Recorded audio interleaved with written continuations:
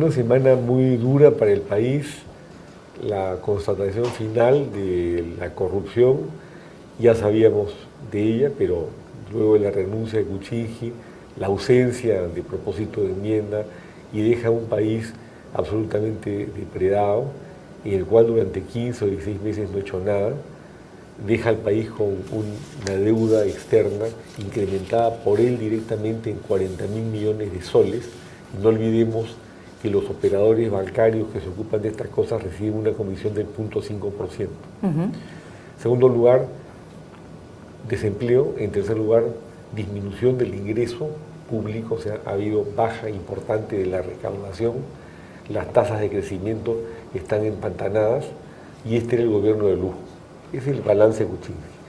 Al lado de esto, felizmente, se ha mantenido la continuidad constitucional y sobre esto, Carla, si me permite, yo quisiera aclarar algunas cosas. La Constitución señala claramente que si vaca o renuncia el presidente de la República, le toca asumir el cargo al primer vicepresidente. ¿Qué es lo que ha ocurrido? ¿Qué es lo que ha ocurrido? El primer vicepresidente no tiene capacidad para convocar a elecciones parlamentarias o generales. Él no puede hacerlo. Porque mucha gente dice ahora que Vizcarra convoca elecciones. No puede hacerlo. Salvo que renuncie. Claro. Si él renuncia, tendría que entrar el cargo Mercedes Arauz. Si renuncia o vacan a Mercedes Arauz, recién entonces pasa a manos del presidente del Congreso, que es el que tendría que convocar a nuevas elecciones. Esa es la situación. Por lo y ahí tanto, tendría que hacerse la reforma constitucional famosa de la que se está hablando para poder restarle el tiempo al tiempo de presidencia, por decirlo así. No, convoca elecciones nada más, pero el tema acá es que Vizcarra tiene, por lo tanto, un mandato hasta el 2021 y lo ha asumido. En otros países donde ha ocurrido cosas por el estilo, como en Argentina, etcétera, ha asumido el nuevo presidente y ha continuado y ha culminado su mandato. Entonces, el primer tema central es el respeto por la Constitución. Yo lo dije en el momento de la caída de Kuczynski. Creo que deberíamos, quisiera in pectore, que haya elecciones generales, porque estamos frente a un Congreso corrupto y estamos viendo todo lo que ocurre en ese Congreso, y luego Kuczynski le deja a Vizcarra un entorno también corrupto. Entonces, ¿va a poder Vizcarra cumplir con su propuesta del pacto social? Sí, porque tiene una agenda urgente. Además, solamente son 3 años. Y yo le quería preguntar, la fuente de legitimidad del poder político por excelencia son los ciudadanos y el voto, por decir lo más puntualmente, el voto. Y los ciudadanos, el 50% del país está pidiendo justamente esto, jalen la cadena, que se vayan todos. Entonces, ¿no sería una falta garrafal por parte del presidente, a pesar de este orden constitucional del que usted está hablando, que no atienda ese mandato o ese pedido o ese reclamo popular que es que se vayan todos a través del adelanto de elecciones? Debe haber una figura política y constitucional para eso. No hay figura constitucional que no sea la renuncia que él pueda formular, que sucesivamente renuncie Mercedes Arauz y que luego el presidente del Congreso convoque a elecciones. Pero es una decisión que él tendría que tomar. Claro, no es un escenario ahorita que solamente se podría dar si él decidiera hacer esto. Escuchar el temor popular y decir, ok, vamos a hacer esto, que se vayan todos y vamos a apelar a esta figura de la renuncia de la otra señora y al final... Que es un tramo que le daría al país. Además, tampoco es que esto se puede hacer en 24 horas. Claro, no, eso toma un tiempo. Toma un tiempo y el país ya está en ¿Cuánto tiempo mínimo tomaría esto? ¿6 meses, un año? Un año. Además, convocar a elecciones generales en este escenario. Y la otra pregunta es... ¿Quiénes son? ¿Quiénes van a participar? Claro, ¿quiénes participarían? Por supuesto, hay partidos como el mío, integrado por gente limpia y honesta, que trabaja por el Perú y que tiene un currículum intachable. Bueno, está el país, el Grupo de Acción Popular también, que está Barnechea ahí. Pero Barnechea no es una persona que pueda acreditar una limpieza absoluta en incluso sus años. Ha sido aprista, ha sido candidato... diputado aprista en el primer corrupto gobierno de Alan García, fue candidato a la alcaldía de Lima, fue miembro de Sinamos durante la dictadura velasquista. Bueno, pero viene formando parte de un grupo, ¿no? El único presidente que no ha sido investigado en el siglo XXI en toda esta corrupción. Pero eso es de la UNE, ¿no? Pero claro, eso no abarca el entorno. No, yo lo sé, es como decir lo siguiente, que todos los que rodean a Kuczynski son corruptos, incluido Vizcarra. No es así. Claro, yo creo que don Fernando, que además era mi pariente, y porque yo guardo un gran respeto y tenía una gran amistad. Yo defendí a Chávez Belaúnde, su ministro de Transportes, cuando lo acusaron falsamente y no tenía por qué hacerlo en el Congreso, falsamente de un negociado de la Compañía Peruana de Vapores, que involucró a otros personajes del gobierno de Belaúnde, pero no a Chávez Belaúnde. No, yo tengo la mejor opinión de don Fernando y había gente muy buena de Acción Popular. Pero Alfredo, a quien lo conozco hace muchos años, no es un populista, él ha aparecido Ahora, usted le últimamente. critica que haya sido aprista. ¿Usted fue aprista también una época o no? Claro, me expulsaron honrosamente a Alan García y toda la cúpula corrupta que ahora maneja ese partido. A mí y a Andrés Townsend, que es una persona intachable en la historia del Perú. Ok, entonces O sea, era nos expulsado por expulsaron a Alan nosotros García. justamente porque recusamos lo que veíamos. ¿Nos recuerda antes. por qué lo expulsaron para las personas que lo están escuchando y no conocen esa parte de la historia? Claro, en Con chiquito. mucho gusto. En chiquito. No, en chiquito una... Porque digo, si usted lo nombra, es un mérito ser expulsado entonces por Alan García. Por supuesto, yo considero que es un mérito.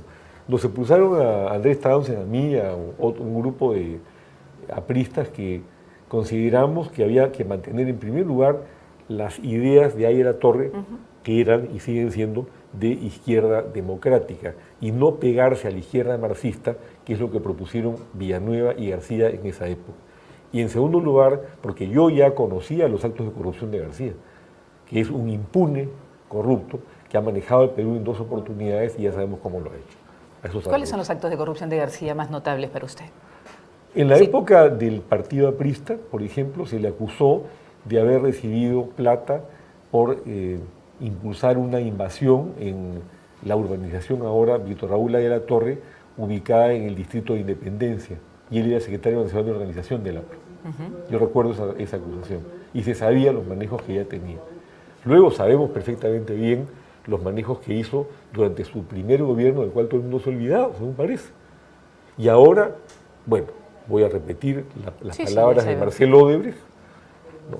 La técnica de García, según las descripciones que hay, es, y bueno, se lo tienen que probar por supuesto, poner un frontis, a diferencia de Toledo que recibió la plata él mismo, y él mismo hablaba con Odebrecht según los Sí, ha quedado claro que los presidentes roban, no importa cómo, algunos lo hacen sofisticadamente, algunos lo hacen ¿no?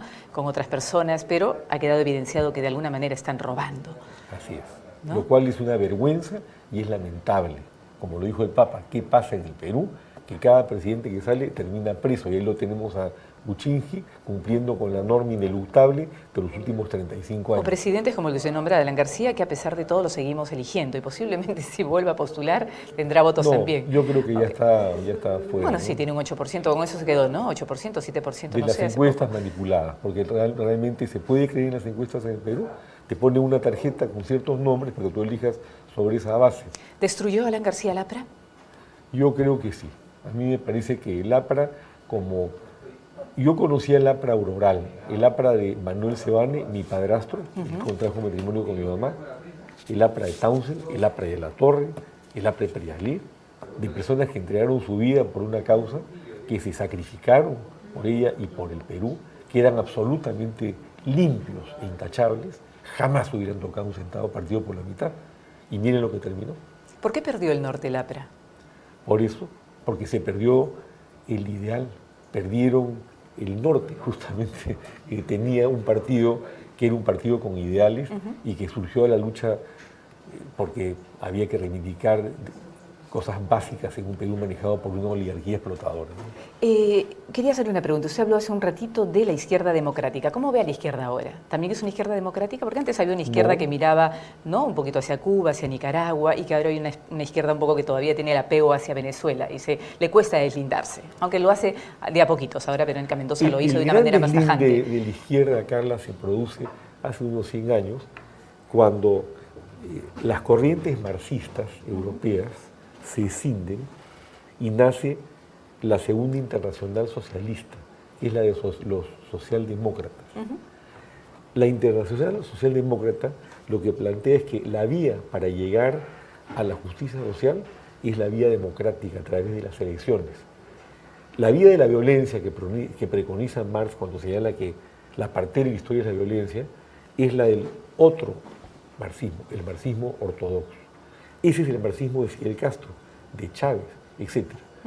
Lo que ocurre con los llamados partidos de izquierda en un país en donde hasta ahí en la torre la izquierda democrática era el APRA y la izquierda violentista o marxista eran los que ahora fungen de izquierdas secas, es que esa izquierda tiene el origen violentista de cual al final Ok, pero ha ido evolucionando con el tiempo. Ahora pero tú lees, por ejemplo, el ideario de Tierra y Libertad, como yo se lo leí en un debate a Marco Arana y le dije, usted, señor Arana, es comunista, y me dijo, usted me está ofendiendo, porque no les conviene presentarse como comunistas. Pero el ideario de ellos... ¿Y cuál es la raíz para que siga manteniendo ese comunismo? Si me permites un pequeño desarrollo ulterior. También hay mucha distorsión cuando se habla de esto, en la medida en que, ¿qué cosa es el sistema comunista? Se habla de comunismo. Es la aspiración de llegar a una suerte de utopía que nunca ha existido. En el marxismo clásico, el comunismo, ¿qué cosa es? Es una sociedad en la cual a cada cual según sus necesidades y a cada cual según su capacidad, donde no existe el Estado. La tesis de Lenin cuando llegó al poder en Rusia fue crear un Estado socialista donde el Estado absorbía la propiedad de todos los bienes de producción y de prestación de servicios, redistribuía entre la sociedad y le quitaba a los capitalistas lo que ellos se habían apoderado, merced a no pagarle el trabajo a los trabajadores, porque esa es la tesis de la plusvalía, la ley de la plusvalía creada por los marxistas. Y luego el Estado se autodisolvía y entramos en esta sociedad maravillosa, que ojalá hubiera podido existir. Pero en base a esta ideal sociedad que nunca se pudo crear y que nunca se desarrolló, se crea lo que se denomina comunismo. Comunismo es Kim Jong-un, como se llama el de Corea del Norte. Comunismo es la dictadura marxista de los Castro, 60 o 70 años. ¿Y por qué no se pudo desarrollar ese ideal de sociedad que usted nombró hace un rato? Que realmente uno la escucha y es ideal, es fantástico. Es maravilloso. Yo soy comunista desde ese punto de vista, ¿no? Pero, ¿sabes lo que pasa? Sí, lo que no quisiera, que todos se desarrollen, ¿no? Y que todo el mundo esté bastante bien. Sí, yo desarrollé una tesis sobre el tema hace muchos años, analizando esto, ¿no? ¿Por qué no se pudo llegar y no se va a poder llegar? Bueno, aquí se juntan los extremos. ¿Por qué, por ejemplo, en el ideal capitalista, o liberal, o neoliberal, o como tú quieras denominarlo, con sus diferentes acepciones, tampoco se puede llegar a esta sociedad en la cual el mercado maneja todo y se va autorregulando? Porque hay un elemento central de todo esto, del cual se olvidó Marx y también se olvidó Adam Smith, que es el padre del capital, el padre ideológico del capitalismo, ¿no es cierto? El elemento central es la vocación de poder del ser humano y la codicia. Y ahí es donde se juntan. Cuando Lenin llega al poder, que era probablemente un idealista, muere Lenin y cae en manos de ¿quién? Rusia, de Stalin, uno de los peores dictadores de la historia del mundo, rodeado de una cúpula corrupta que se apodera, ¿no es cierto?, de Rusia, asesina a 10 millones de campesinos en el curso de la sovietización del campo y genera, digamos, uno de los regímenes totalitarios más terribles de la historia. Entonces lo que no deja funcionar ese ideal es la avidez. Y en el otro lado, mira lo que pasa recurrentemente en Wall Street, ¿no es cierto? La crisis del 2008, que es una réplica, con sus variantes, del crack del 29 en Estados Unidos, es consecuencia ¿de qué? De la codicia de los poderosos banqueros de Wall Street. Esto se puede resumir de la siguiente manera. Yo recuerdo un día, le hacen una entrevista al ex mandamás de Merrill Lynch, uno de los brokers más importantes del mundo, que había sido absorbida por el Bank of America porque tenía un hueco de 50.000 millones de dólares. Y le dicen, señor, usted ya salió, se acaban de repartir antes de la absorción por parte del Bank of America 3.000 millones de dólares entre usted y los principales ejecutivos. Le dice, sí, porque entre diciembre y febrero ganamos como 5.000 millones y nos tocaba, pero usted tiene un hueco de 50.000 millones. No, pero eso ya se había acordado. ¿Y usted qué piensa hacer en el futuro? Bueno, ahora estoy jugando golf, pero me van a llamar porque el sistema me necesita. Entonces, tú te das cuenta ahí que hay otro tipo de moral. No piensa ni como tú ni como yo. No, es la moral depredadora de Kuczynski, que es un hijo putativo de Wall Street y de ese tipo de moral. Entonces tú contrapones esa moral capitalista con la moral colectiva del comunismo, que supuestamente sobrepone los intereses colectivos a los individuales y por eso no creen en los derechos humanos, y te encuentras con dos sistemas respecto a los cuales se tiene que buscar una vía en el centro. Un intermedio, ¿no? No, un intermedio que permita, por ejemplo, en el Perú, llegar a las viejas aspiraciones de la justicia social. ¿Y cuál sería ese intermedio? Mira, el planteamiento nuestro, el de Perú Nación, es ciertamente un planteamiento de centro-izquierda, en la medida en que nosotros creemos en el sector privado. Soy un empresario privado, nunca he recibido un centavo del Estado y vivo con mi chamba. y trabajo con los productores más pobres del Perú en quinoa, en Puno, desde hace 35 años, ¿no? Entonces conozco la realidad y la puedo palpar. Y me doy cuenta hace muchos años, y por eso estoy en política, porque me doy cuenta que hay una desaprensión de una realidad que es maravillosa por un lado y deprimente por el otro. Necesitamos un Estado, en primer lugar, que priorice el desarrollo humano conjuntamente con el desarrollo económico. Aquí se habla de las grandes cifras, ¿no? 7% de desarrollo anual. ¿Y cómo se distribuye este 7%? Lo estamos viendo ahora que ha saltado lo de Odebrecht. Cuando tú tienes 15.000 millones de soles anuales que se come la corrupción en el Perú y que van a los bolsillos de unos cuantos, incluido Kuczynski y compañía, entonces tú te preguntas a ti mismo, ¿y cómo es posible que el sistema integral de salud esté absolutamente desfinanciado, esté pésimamente mal organizado y que la gente pobre del Perú, la que no tiene a dónde acudir, la que tiene que ir al CIS para que le paguen, ¿no es cierto?, o le cubran? El otro día me vino a buscar una chica del Comité Nuestro de Laredo, que está con cáncer, y me dijo, Pancho, no tengo los 80 soles diarios para cubrir mi curación porque el CIS no funciona. Y tú te preguntas a ti mismo, ¿y Kuczynski? ¿Y cómo se llama? ¿Westfield? ¿Y First Capital? ¿O García saliendo a decir que él es impoluto cuando todo el país sabe lo que es, y Toledo chupando etiqueta azul? Bueno, y ahora el presidente Vizcarra justamente ha dicho que va a atender los pedidos de salud, de educación ojalá, y los más... Mira, yo tengo esperanza en Vizcarra. Ya salieron a atacarlo. Bueno, le han reproducido los ataques que lanzó durante la campaña. Es cierto, como respuesta a los ataques que le hizo a Keiko Klimper, donde él dice que tiene 34 denuncias penales que estaban en trámite durante su gobernación de Moquegua. No es el momento para entrar en eso. Lo que hay que ver es qué propone, qué hace. ¿Cuál es la agenda que debería marcar al señor Vizcarra estos 3 años? Porque son 3 años cortitos, ¿no? ¿Se han perdido 2 ya? Así es, perdido. Tú dices, no totalmente, solamente sí, perdido, paralizado. ¿no? Usted arrancó con una buena descripción del Perú que encontró Vizcarra en este momento. ¿Cuál es la agenda si usted fuera Vizcarra en este momento, en este puesto de presidente de la República de este país aparentemente devastado? Yo le hice un artículo a Vizcarra en la columna que publico, no me acuerdo si ha sido en La Razón o en Expreso, con 10 consejos antes de que asumiera. El primer tema para mí es, si él habla de un gabinete nuevo, no se trata de reciclar a las viejas figuras que dan dando vueltas por el Palacio de Gobierno y se van colocando y que están amarrados con los intereses creados. Que ponga un gabinete nuevo con gente nueva. Él ha tenido aparentemente un buen equipo de Moquegua, que jale a sus moqueguanos. Ya los está jalando. Excelente, me parece. Porque luego lo rodean y le dicen, señor, usted tiene que poner a fulano, a sutano, que son los viejos jugadores de la... No, lo que quiere el Perú ahora es un cambio, lo que quiere el Perú es una revolución. El jefe de la Casa Militar lo ha sacado y ha puesto a un moqueguano justamente que trabaja cerca. Me parece. Y está haciendo los cambios respectivos. Y que no se rodee, en segundo lugar, que no se rodee de caviares. Es la peor lacra que tenemos en el Perú. Gente que se ubica simplemente por interés y que en la práctica, como yo lo denuncié en su oportunidad, recibe millones de dólares de la cooperación internacional. ¿Y a dónde se van? A sus bolsillos. Entonces, necesitamos un cambio real. Primer consejo, eso, que ponga un gabinete con gente nueva, gente limpia, gente profesional y gente que no esté amarrada con ningún interés creado y que por su currículum no se vaya a amarrar. ¿Y que tenga este gabinete un tinte más provinciano, por ejemplo? Me gustaría. ¿Por qué sería bueno eso? Porque en Perú va a haber un cambio. Porque lo que está clamando la gente es que haya un cambio.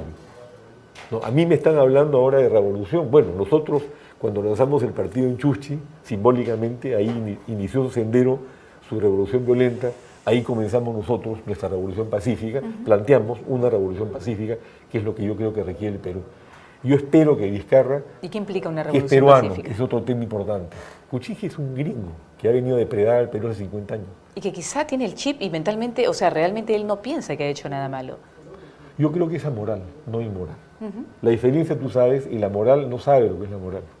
Porque la cara, por ejemplo, acuérdate, cuando la primera respuesta sale rodeado de su gabinete, Mercedes Arauz con una cara de ese tamaño, Ricardo Luna, que lo conozco de muchos años, no sabía qué cara poner, etcétera, etcétera, y Kuczynski imperturbable, como si no pasara nada. ¿Y esa será la mentalidad anglosajona de las personas que finalmente llegan al poder? Esa es la mentalidad de los depredadores anglosajones, no necesariamente de las personas honestas, que hay muchas, por supuesto, en el mundo anglosajón. Y dentro de los 10 consejos que usted daba, por ejemplo, ¿acercarse o no acercarse al fujimorismo? Yo creo que él ¿Cómo tiene... debe ser la relación de él con el ¿Sabes fujimorismo? cuál es el problema? Tú no puedes plantear un pacto social con el fujimorismo o con Alan García o con Acuña o con el resto de los corruptos integrantes del Congreso Nacional. Bueno, pero son las figuras principales de la política. Pero el problema es que él va a tener que tratar con ellos. Sí, claro.